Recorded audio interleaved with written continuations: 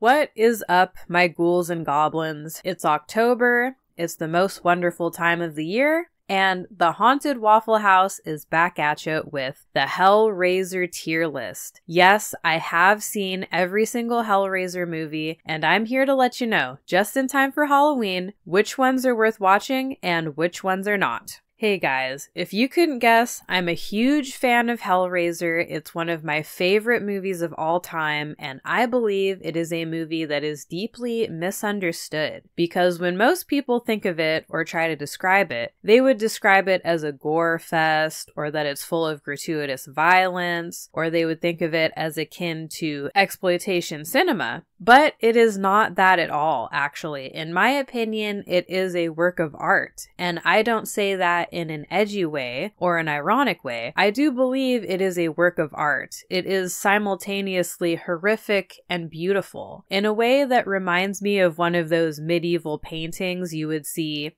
inside of a Gothic cathedral of these elaborate depictions of hell. And Clive Barker himself has said that he is personally very much inspired by Catholicism. And of course, Clive Barker truly is an artist in every sense of the word. He's a writer, he's a painter, he's a director. He directed Hellraiser 1987 himself, and then, unfortunately for us, he sold the rights to it, and that's when it went down the toilet. Hellraiser 1987 is absolute perfection. The story is so engaging. In fact, I would even say that the story is captivating. The writing is perfect. There is absolutely nothing that happens in the movie that is random or irrelevant. Every action, every little bit of dialogue is meant to be there and is there for a reason. Hellraiser is chock full of symbolism and subtext, and it has already been analyzed to death, so I'm not going to go too deep into the messaging of the film because Rob Ager has already done an excellent job of that, so I'm just going to talk about it in a more vague way. The acting is so good that you forget they're acting because they embody the characters so well, they really become the characters. The special effects to me are legendary. It is all practical effects and all traditional film editing techniques, and because of that, the movie has this sort of gritty, visceral quality to it, which makes it much more impactful. As for the messaging of the film, ironically, it has a very reactionary message. Essentially, it revolves around the danger of lust and carnal desires and indulging in pleasure to the extent where it becomes transgressive toward morality and moral codes. The central symbol of Hellraiser is, of course,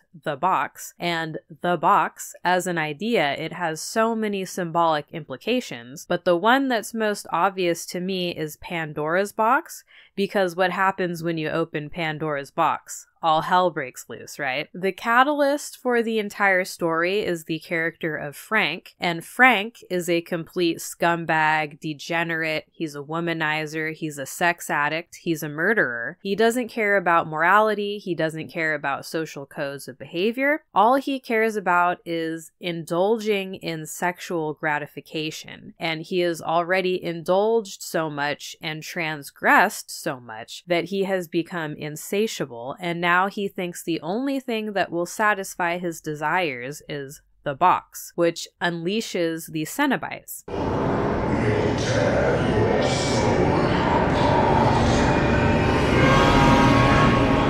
Hellraiser Hellbound is the sequel to Hellraiser 1. It was made very soon after the original came out, but unfortunately this was after Clive Barker sold the rights to it, and Clive Barker had nothing to do with it, and it shows. You can tell the filmmakers tried to copy the look and feel of the original, but it pales in comparison. It is a decent movie on its own, but it fails to live up to the original, and because of that, it is rather forgettable. There was an attempt to top the original in terms of the gore and the sexual content, and that feels a little gratuitous, but still, it is a very, very creative movie. You're gonna see some fantastic special effects. elaborate set design, practical effects, matte paintings, props, and prosthetics, but the writing just isn't on par. I think the story just isn't very good. The story just feels like an excuse to make another Hellraiser. In my opinion, they made a huge mistake in this movie by giving Pinhead a backstory. Some people will appreciate this, but to me it just ruins the mystique, because Pinhead and the Cenobites, they are supposed to be otherworldly beings, and the idea that he used to be a normal person and then he got turned into a Cenobite, to me is kind of lame. But if you're a big fan of Hellraiser, then definitely give this a watch. You might like it a lot. It is a very well-made movie. I just don't think it has as much rewatch value as the first movie.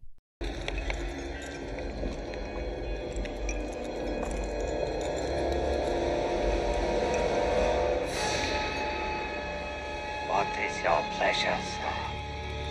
Hellraiser 22. I'm very conflicted about this one. I did give it a high score because it is a very well-made movie. Technically, it looks great. The cinematography is very rich. The special effects are gorgeous, and that's a huge praise coming from me because I'm not a fan of CGI. But the look of the film is great, there's good art direction, there's attention to detail that I love, and in many ways it is mirroring the artistry of the original, and I can say with confidence that the writer and director understood the themes and the morality of the original, because in many ways it is like an updated version of the original. It is an attempt to tell the same story but in a different way. But what really holds me back from loving this movie is the fact that the morality play is not quite right. And I'm going to be vague about this because I don't want to spoil it, but Hellraiser 22 revolves around a woman who's a drug addict. She is the catalyst for the story, much like Frank, the sex addict from the original. First of all, this woman is our main character, and she is absolutely insufferable. She is so annoying and irritating. And if there's anyone that you would want to see get punished for their transgressions, it would be her.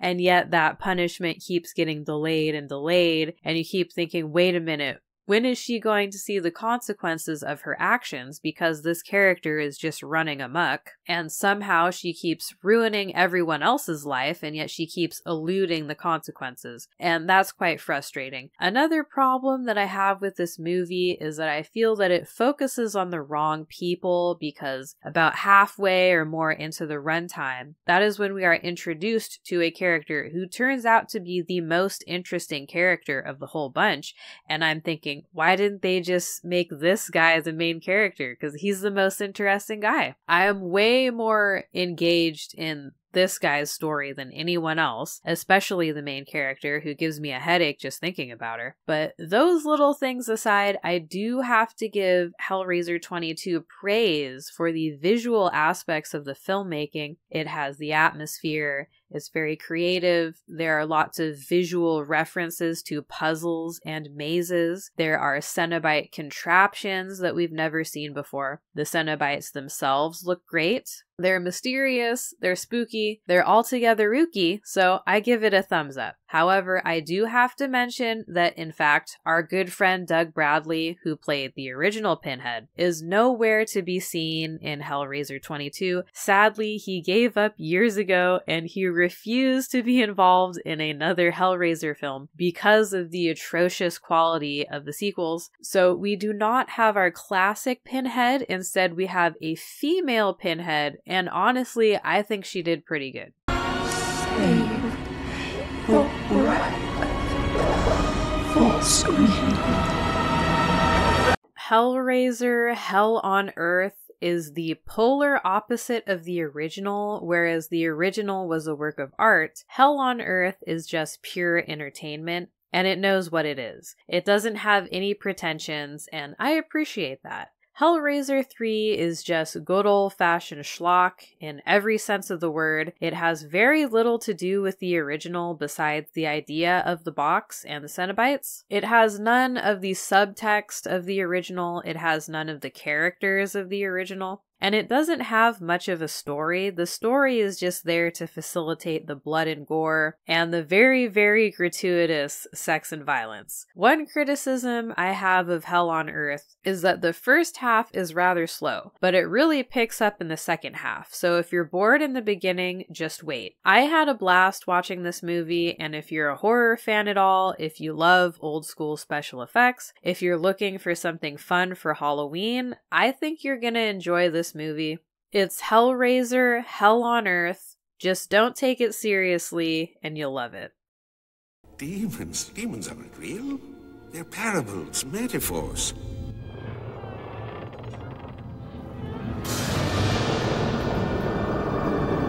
Then what the fuck is that?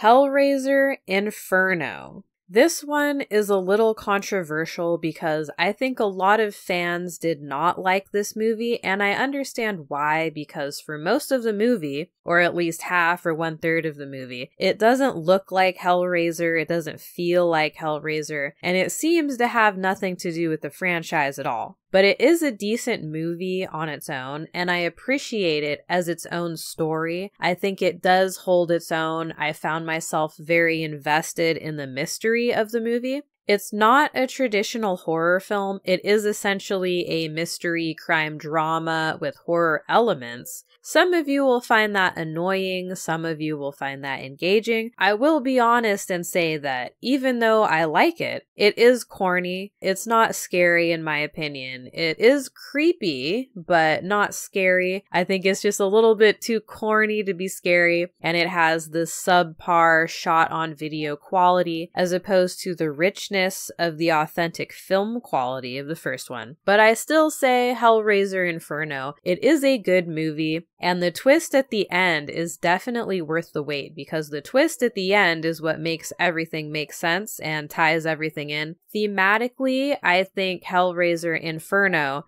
is true in spirit to the original. It has the exact same moral messaging as the original, while at the same time it catches you off guard because it presents itself as a completely different story. But if you just remain patient and wait till the end, then you'll understand how it parallels to the original. Your flesh is killing your spirit.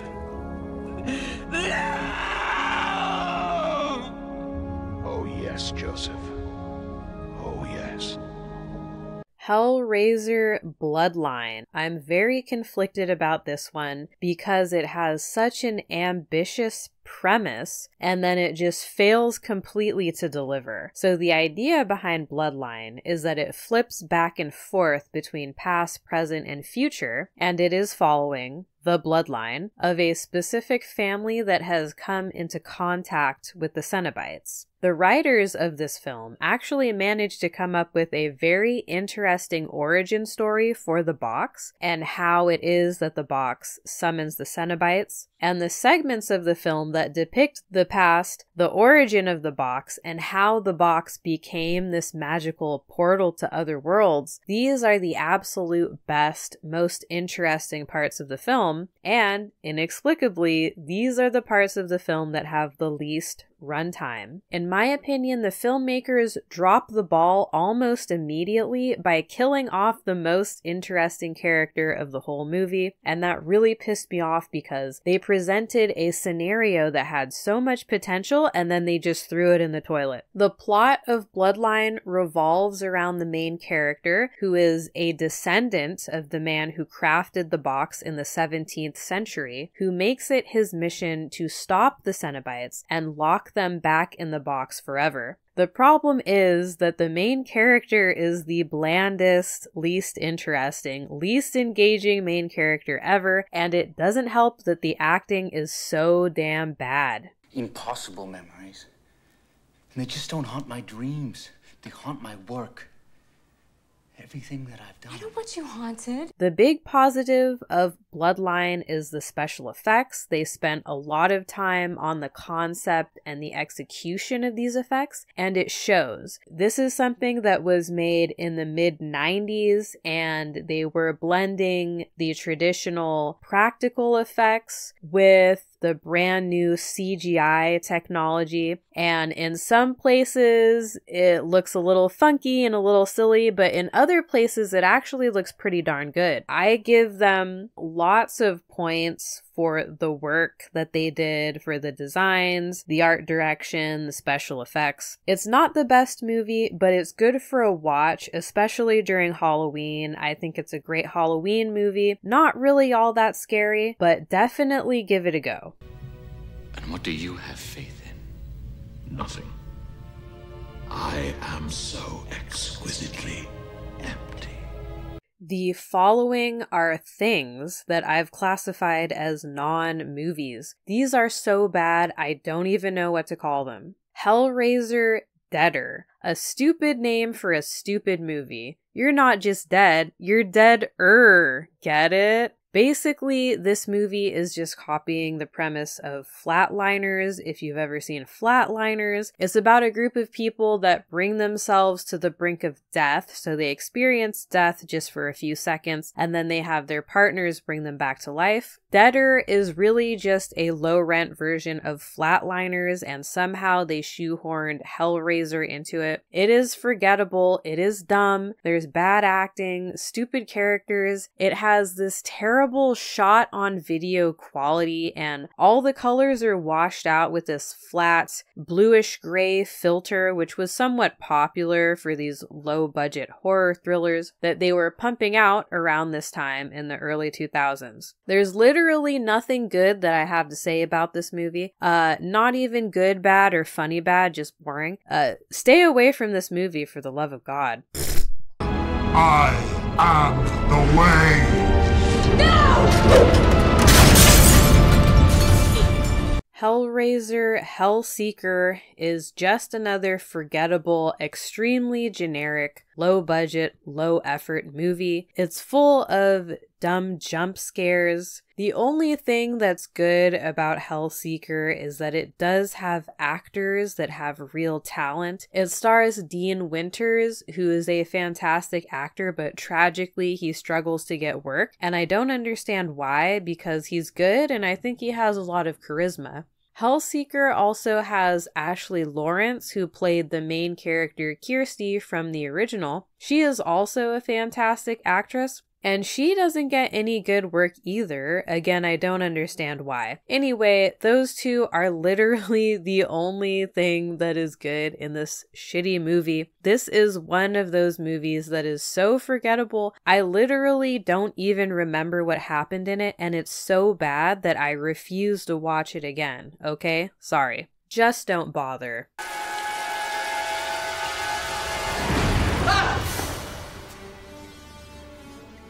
Hellraiser Hellworld. Stupid, stupid, stupid. Another stupid movie. Hellworld revolves around the idea of a video game that's inspired by Hellraiser, but then we never even get to see the game. There's just a group of college kids that get invited to a Hellraiser-themed party in an old mansion, and then, you know, the creepy shenanigans ensue. That's what I would call this movie. It's just a bunch of shenanigans. It's just a bunch of random things happening that are supposed to be scary, but they're too stupid to be scary. To be fair, you could watch this as a good bad movie. It does have a lot of goofy moments, but ultimately it is so boring. It's so forgettable that I couldn't remember anything that actually happened in it from memory, so I had to re-watch it recently just to make the list. I would say the only thing it's got going for it is a young Henry Cavill. Yes, he is in a movie called Hellworld, so maybe you'd want to watch it just for him, but still, I just can't recommend it. Pinhead does show up here and there, and he actually has a lot of dialogue. I guess I should give it points for that, but I don't know, man.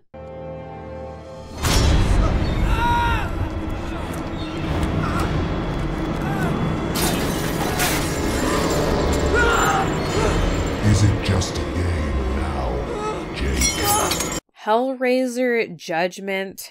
Another forgettable, dumb, generic horror movie. Similar to the other sequels, it attempts to add the element of mystery by way of crime thriller, but it just makes it more generic because I get the feeling they were trying to rip off Seven. The acting is terrible. It has this ugly, cheap video quality. It is very, very ugly. It is not scary, and instead of scaring the audience, it attempts to disgust the audience. There are some very, very gross things that happen in this movie. When I think about it, that's what I remember. I just feel nauseous. Fortunately, our Lord and Savior Doug Bradley is not in this shitfest. Honestly, I think he would have been embarrassed to be in this, so good on him for opting out. Judgment has a new character that is supposed to replace Pinhead. He's called the Auditor, which, yes, it is just as stupid and boring as it sounds. There are almost no Cenobites except for Pinhead. He does pop up a couple times, but he doesn't do anything. He doesn't have any cool dialogue, and he's not even played by Doug Bradley. It's just some other guy. Instead, this movie is full of scenes with the Auditor character, who is supposed to be a Cenobite, but he doesn't really look like it or act like it. Then we have the other nameless characters that are supposed to fill the same roles as the Cenobites, but again, they don't look like Cenobites. They just look like randos in Halloween costumes. Terrible. The sweet suffering.